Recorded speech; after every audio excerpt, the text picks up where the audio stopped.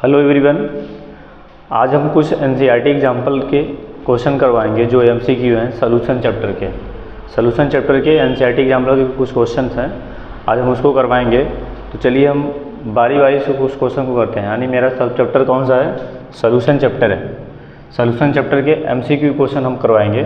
कौन कौन से ऐसे क्वेश्चन हैं जो हमारे इम्पॉर्टेंट एग्ज़ाम के लिए बहुत इंपॉर्टेंट है, हमारे बोर्ड एग्जाम के लिए बहुत ज़्यादा इंपॉर्टेंट है, प्लस कंपटीशन में भी ऐसे क्वेश्चंस आते हैं एमसीक्यू वगैरह।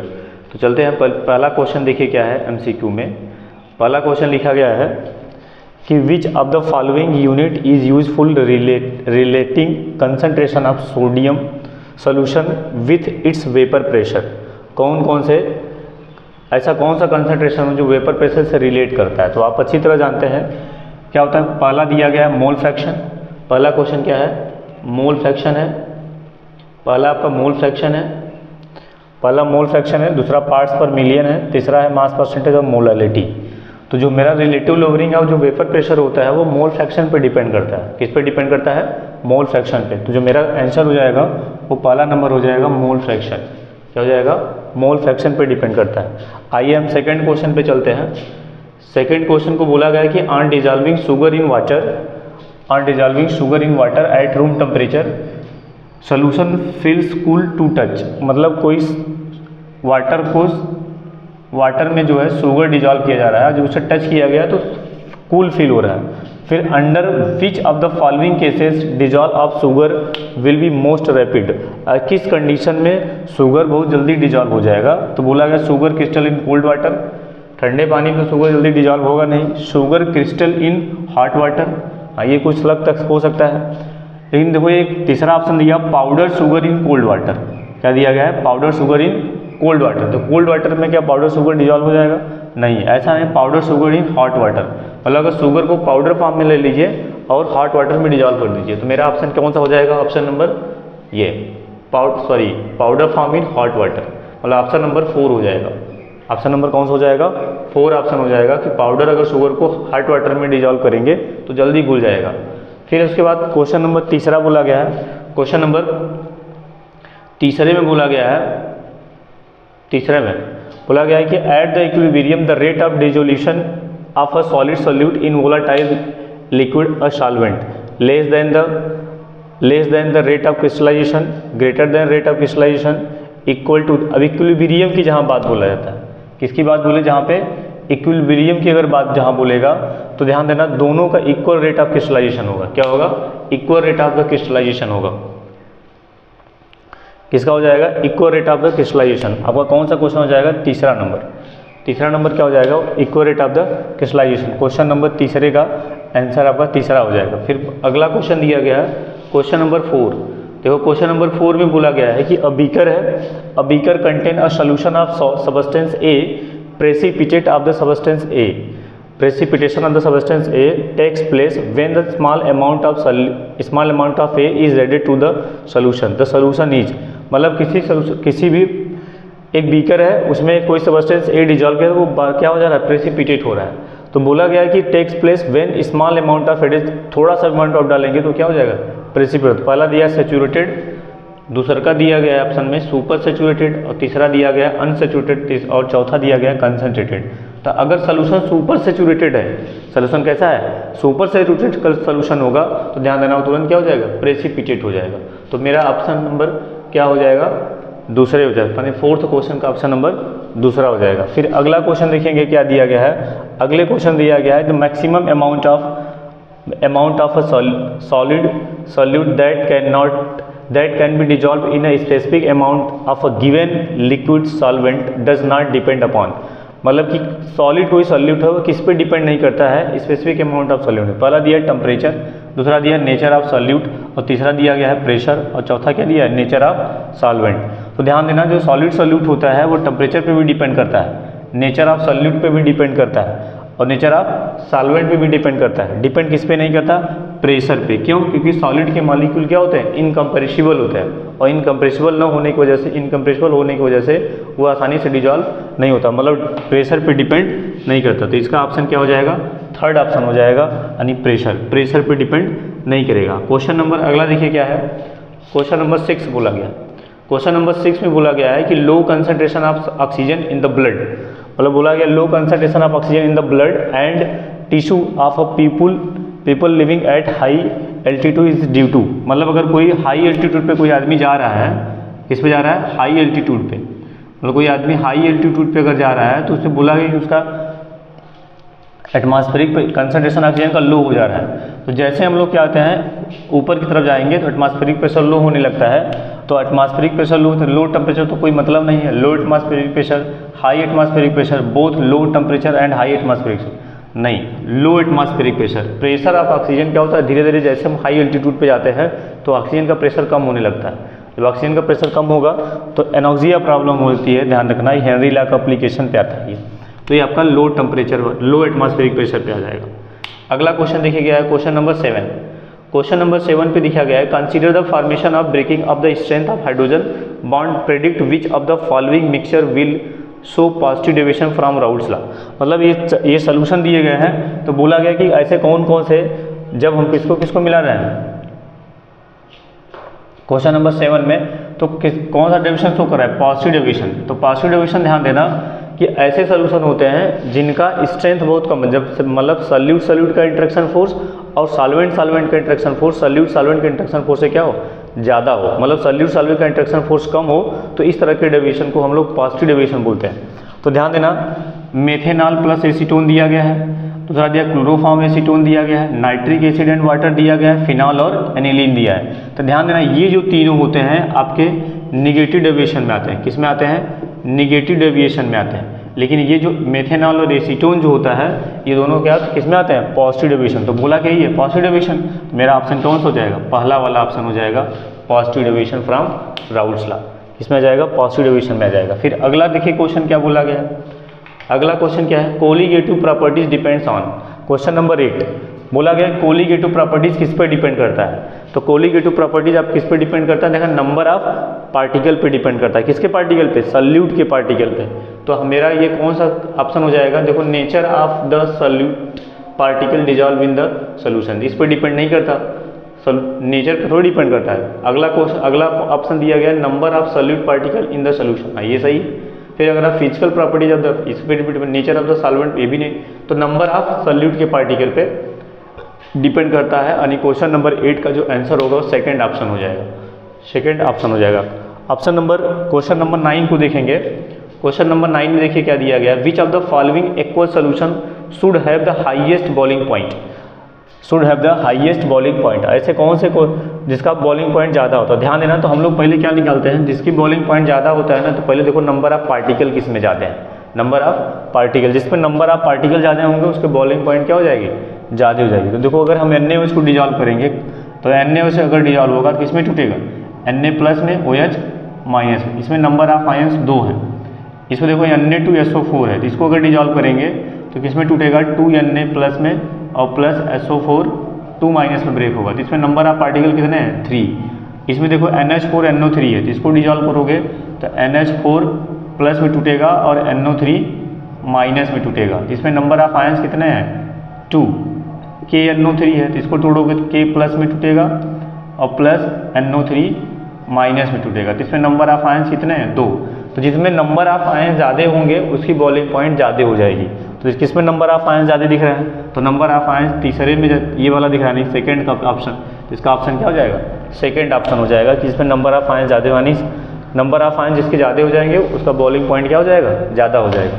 तो ध्यान रखिएगा, क्वेश्चन नंबर 9 का जो ऑप्शन होगा वो सेकंड ऑप्शन हो जाएगा, कौन सा ऑप्शन हो जाएगा, सेकंड ऑप्शन हो जाएगा। फिर क्वेश्चन नंबर 10 की तरफ चलते हैं, इबुलोस्कोपिक कांस्टेंट। अच्छा, इबुलोस्कोपिक कांस्टेंट क्या होता है, इबुलोस्कोपिक कांस्टेंट आपके मोल, जब एलिवेशन इन बॉइलिंग पॉइंट पढ़ते हैं तो उसमें पढ़ा जाता है, तो एलिवेशन इन बॉइलिंग पॉइंट में इबुलोस्कोपिक कांस्टेंट का जो फार्मूला हम लोग पढ़े थे, डेल टीबी इक्वल टू क्या पढ़े थे, केबी इंटू मोलैलिटी, केबी इंटू मोलैलिटी।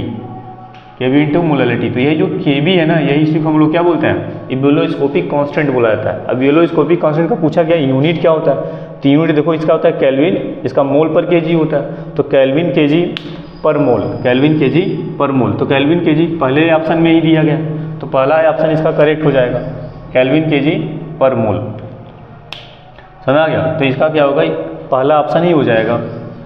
क्वेश्चन नंबर 10 का जो ऑप्शन नंबर होगा पहला ऑप्शन हो जाएगा। क्वेश्चन नंबर 11 देखिए क्या है। क्वेश्चन नंबर 11 में बोला गया in comparison of 0.01 molar solution of glucose the depression in freezing point. अब देखो इसमें क्या होगा, बोला गया किसमें ग्लूकोज दिया गया है, तो ग्लूकोज का फार्मूला क्या होता है C6H12O6। और देखो अगला क्या है MgCl2 है, तो MgCl2 को आयंस कितने, ये कितने आयंस में ब्रेक होगा, जितना मोल हम ग्लूकोज को डिजॉल्व करेंगे उतने मोल ही ग्लूकोज मिला। अगर 1 मोल ग्लूकोज को डिजॉल्व करते हैं तो 1 ही मोल ग्लूकोज मिलेगा। और अगर हम MgCl2 को डिजॉल्व करेंगे तो Mg2 प्लस में टूटेगा और +2Cl माइनस में टूटेगा। ये कितने आयंस में ब्रेक हुआ, 3 आयंस में। इसका देखो इसका 3 आयंस हुआ, इसके कितने आयंस है, इसका 1 ही मॉलिक्यूल है, तो कितने टाइम्स बढ़ रहा है इससे 3 टाइम्स ना, तो अबाउट कितने टाइम्स हो जाएगा 3 टाइम्स हो जाएगा। तो मतलब जो 11वें क्वेश्चन का जो आंसर होगा वो आपका कौन सा ऑप्शन हो जाएगा, थर्ड ऑप्शन हो जाएगा, यानी 3 टाइम्स बढ़ा। अगला क्या है, अगला क्वेश्चन है क्वेश्चन नंबर 12। क्वेश्चन नंबर हम 12 पे आते हैं। क्वेश्चन नंबर 12 देखेंगे क्या दिया गया है। क्वेश्चन नंबर 12 दिया गया unripe mango placed in the concentrated salt solution. मतलब कोई कच्चा आम है उसको किस में डाल दिया गया, NaCl के सोल्यूशन में डाल दिया गया ना। फिर बोला गया to prepare a pickle shrivels because, मतलब वो क्या दे जो हम अचार बनाते हैं वो क्या होता है, श्रिव हो जाता है, सिकुड़ जाता है। तो ऐसा क्यों, it loses water due to the osmosis, it gains water due to osmosis, ये नहीं है। It loses water due to the reverse osmosis, ये भी नहीं है। It gains water due to the reverse osmosis, ये भी नहीं है। It loses water due to the osmosis, मतलब वाटर लूज कर देता है ऑस्मोसिस के थ्रू। तो इसका ऑप्शन नंबर क्या हो जाएगा, इसका ऑप्शन नंबर हो जाएगा 4। इसका ऑप्शन नंबर क्या हो जाएगा, 4 हो जाएगा। क्वेश्चन नंबर 13 पे देखेंगे। क्वेश्चन नंबर 13 में देखो क्या दिया गया है। क्वेश्चन नंबर 13 में दिया गया at a given temperature osmotic pressure of the concentrated solution of the substance ना। गिवन टेम्परेचर पे osmotic it is higher than the osmotic pressure of the concentrated solution is of a substance is higher than that of the dilute solution। फिर अगला question बोला it lower than that of the dilute solution, it same at the dilute solution, cannot be compared with the osmotic pressure with the dilute solution। बोला गया कि osmotic pressure जो होता है concentrated solution का वो कैसा होता है at given temperature पे, is higher than the dilute solution होता है कि is lower than the that of dilute solution होता है कि इस सेम होता है, कैसा होता है। तो ध्यान रखना जो ऑस्मोटिक प्रेशर होता है, जो प्रेशर क्रिएट होता है, क्या क्रिएट होता है, जो प्रेशर क्रिएट होता है वही मेरा क्या होता है ऑस्मोटिक प्रेशर हो जाता है। तो ध्यान देना बोला गया कि एट ए गिवन टेम्परेचर, किसी टेम्परेचर पे जो ऑस्मोटिक प्रेशर होता है वो कंसंट्रेटेड सोल्यूशन से कम होता है या ज़्यादा होता है। तो क्वेश्चन नंबर 13वें में आपका दिया गया है कि is higher than the dilute solution. जब हमेशा ध्यान देना ऑस्मोटिक प्रेशर डाइल्यूट सोल्यूशन से हमेशा क्या होता है, ज़्यादा होता है। क्लियर। अगला क्वेश्चन देखिएगा, क्वेश्चन नंबर दिया गया है क्वेश्चन नंबर 14। क्वेश्चन नंबर क्या दिया गया, 14 दिया गया। तो क्वेश्चन नंबर 14 दिया गया which of the following statement is false. कौन सा स्टेटमेंट क्या है, फॉल्स है।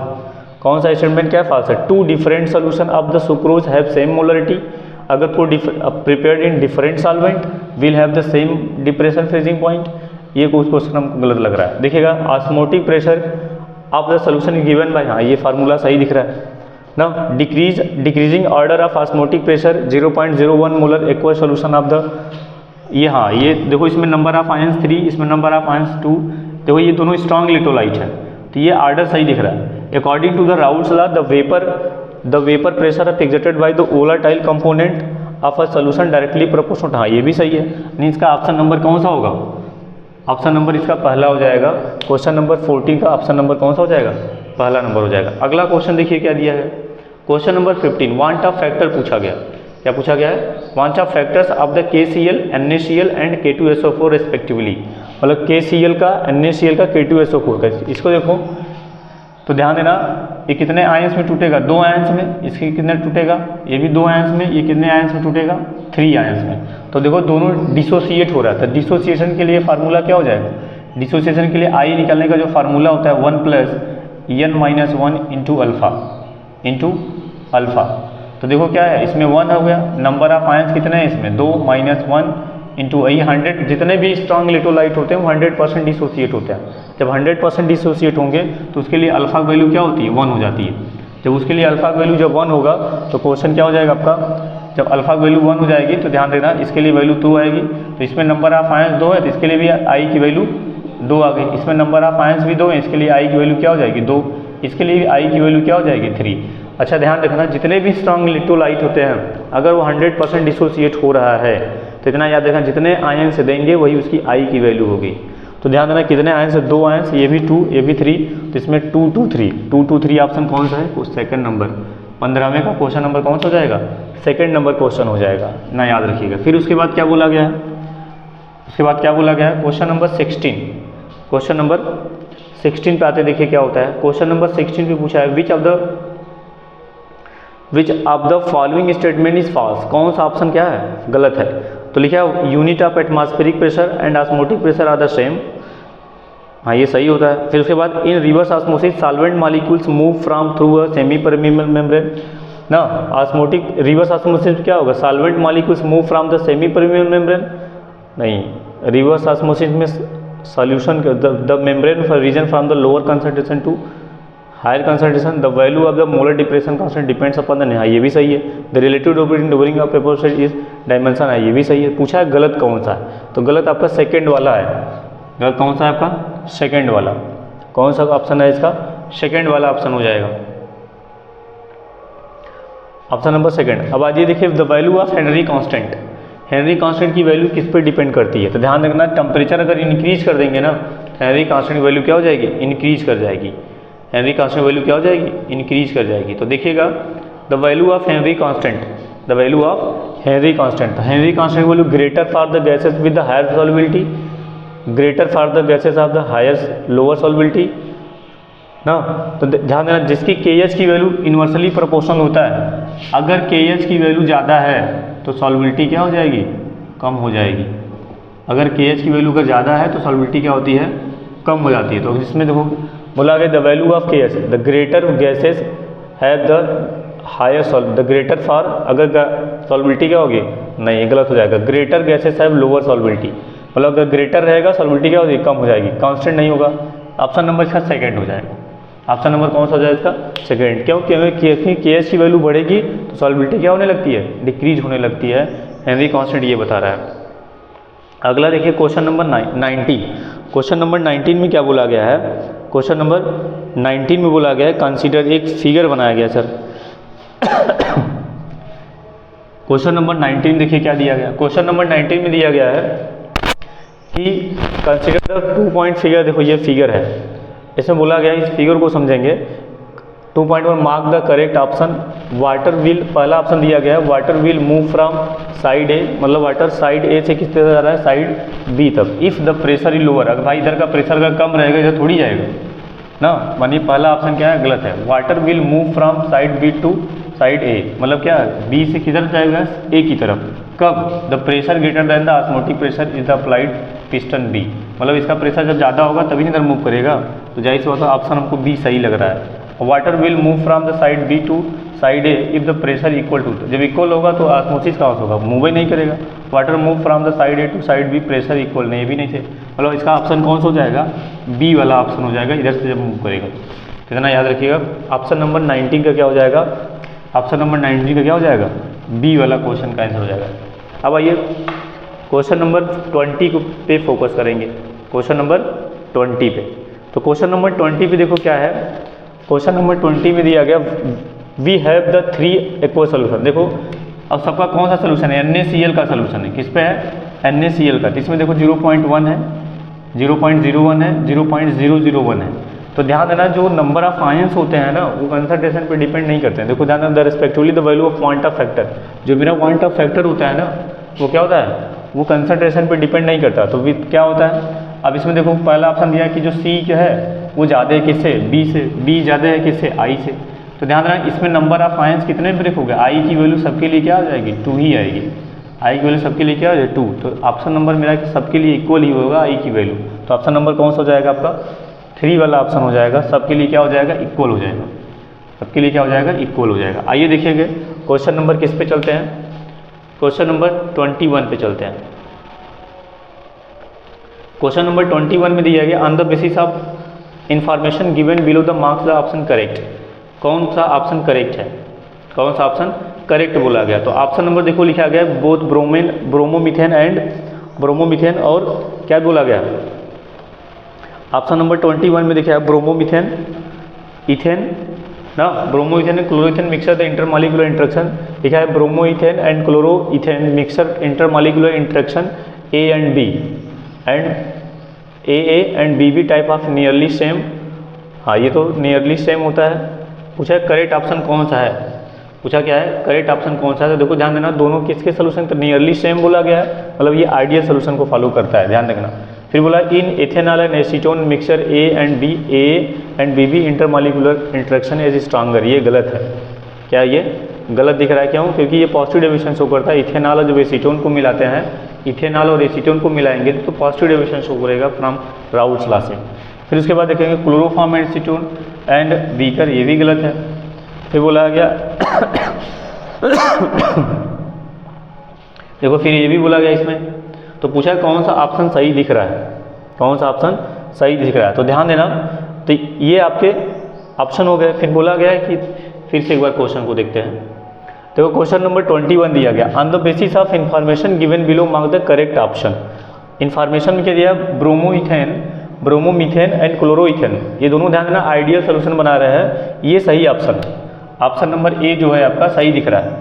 ऑप्शन नंबर ए जो है, ये जो ए स्टेटमेंट दिया है वो सही दिख रहा है। Ethanol and acetone A and B types of intermolecular interaction are stronger than the A B, नहीं स्ट्रॉन्गर नहीं होता है, कम हो जाता है, ध्यान रखना, ये स्ट्रॉन्गर नहीं होता है। Ethanol and acetone stronger than the A B type interaction. Ethanol and acetone दोनों पॉजिटिव डेविएशन बनाते हैं, यहाँ स्ट्रॉन्गर होते हैं, are stronger than the A B type of the, हाँ ये भी सही है, ए और बी जो है सही है। क्या शो करता है, पॉजिटिव डेविएशन शो करेगा। Chloroform acetone A B are intermolecular interaction for weaker than the A B type, हाँ ये भी सही है ना। ये आप देखो क्या बोला गया, solution B and C are will follow the Raoult's law, solution B and C नहीं फॉलो नहीं करता। फिर अगला क्या दिया, solution A follow the Raoult's law, हाँ सोल्यूशन ए राउल्ट्स लॉ को फॉलो कर रहा है। अब देखो क्वेश्चन ऑप्शन नंबर कौन सा है, तीसरा, B show the negative deviation, नहीं बी पॉजिटिव डेविएशन शो करता है। फिर सोल्यूशन सी बी जो है आपका पॉजिटिव डेविएशन शो करता है, इसमें देखो बोला नेगेटिव डेविएशन। ऑप्शन नंबर 4 में देखो जो सी जो है ना, ये नेगेटिव डेविएशन है, लेकिन इसमें क्या लिखा है, पॉजिटिव डेविएशन लिखा है। तो मेरा जो ऑप्शन होगा वो कौन सा ऑप्शन सही हो जाएगा, ऑप्शन नंबर होगा सोल्यूशन ए जो है वो कौन सा फॉलो कर रहा है, राउल्ट्स लॉ को क्या करता है, फॉलो करता है। तो ऑप्शन नंबर इसका कौन सा हो जाएगा, दूसरा वाला ऑप्शन इसका सही हो जाएगा। 21वें का क्वेश्चन नंबर दूसरा हो जाएगा सही। तो ये राउल्ट्स लॉ को फॉलो कर रहा है। अगला क्वेश्चन देखिए क्या दिया गया, क्वेश्चन नंबर 22 पे आते हैं। क्वेश्चन नंबर 22 पे आते हैं।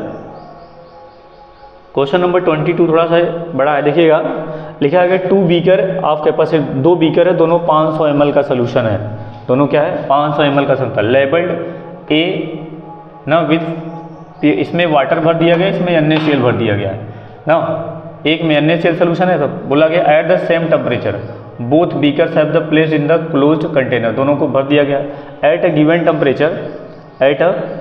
Temperature which of the following statement is correct about the vapour pressure of NaCl। ध्यान देना, अगर कोई चीज़ इसमें जो प्योर वाटर होगा ना, इसका वेपर प्रेशर ज़्यादा होगा, और जो NaCl का सोल्यूशन होगा इसका वेपर प्रेशर, हमेशा सोल्यूशन का वेपर प्रेशर सॉल्वेंट के वेपर प्रेशर से कम होता है। सोल्यूशन का वेपर प्रेशर हमेशा सॉल्वेंट के वेपर प्रेशर से क्या होगा, कम हो जाएगा। तो ध्यान देना, तो इसमें बोला गया है कि जो सोल्यूशन ए है ये आपका क्या है, ए वाला कंटेनर है, ये ए है, ये कौन सा कंटेनर है, बी। तो बोला गया कि अब देखो पहला ऑप्शन क्या दिया है, पहला ऑप्शन दिया the vapour pressure of container A is more than the vapour pressure of container, the vapour pressure of container A is more than container B, मतलब ए का जो वेपर प्रेशर होगा वो ज़्यादा होगा, हाँ ये सही दिख रहा है। The vapour pressure of container A is less than the, नहीं, the vapour pressure of is equal, नहीं, फिर the vapour pressure of container B is twice, नहीं, ऑप्शन नंबर इसका ए होगा।